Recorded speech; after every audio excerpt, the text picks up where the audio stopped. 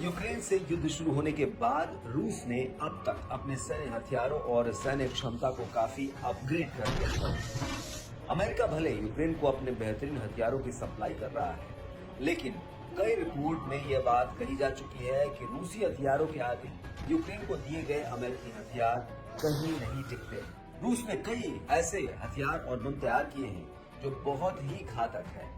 ऐसे ही एक घातक बम से रूस ने यूक्रेन पर हमला कर दिया है। रूस ने यूक्रेन की एक बहुमंजिला इमारत के करीब एक बम गिराया, जिससे आसपास के घर पूरी तरह से नष्ट हो गए और जमीन धंस गई। बम गिरने के बाद जमीन पर एक गड्ढा बना और फिर उससे एक आग का गोला उठा, जिससे बहुमंजिला इमारत की छत उड़ गई और उसके 3 मंजिलों में भयानक आग लग गई। रूसी सैन्य ब्लॉगर दावा कर रहे हैं कि रूस ने जो बम गिराया है वो 3000 किलोग्राम के ग्लाइड बम की टेस्टिंग है। इसे फैब 3000 के नाम से जाना जाता है। इस गोले में 1.5 टन विस्फोटक भरा होता है। ये बम सोवियत युग के बम का अपग्रेडेड वर्जन है। ये अपने पुराने मॉडल की तुलना में 2 गुने भारी, 2 गुने विनाशकारी है।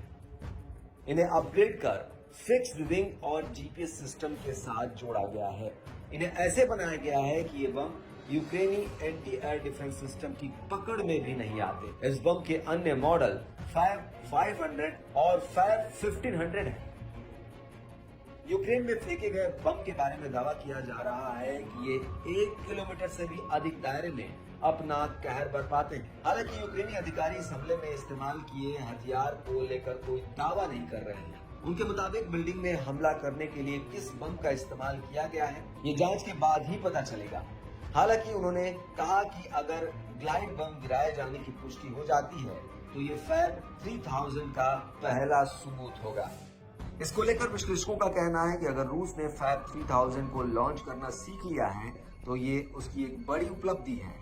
ये यूक्रेन सेना के खिलाफ रूस की क्षमता को बढ़ाने वाला है। इसे देखते हुए अब अमेरिका ने कह दिया है कि यूक्रेनी सेना को अब अमेरिका द्वारा दिए गए लंबी दूरी की मिसाइलों से रूस के अंदर भी हमला करने की अनुमति है।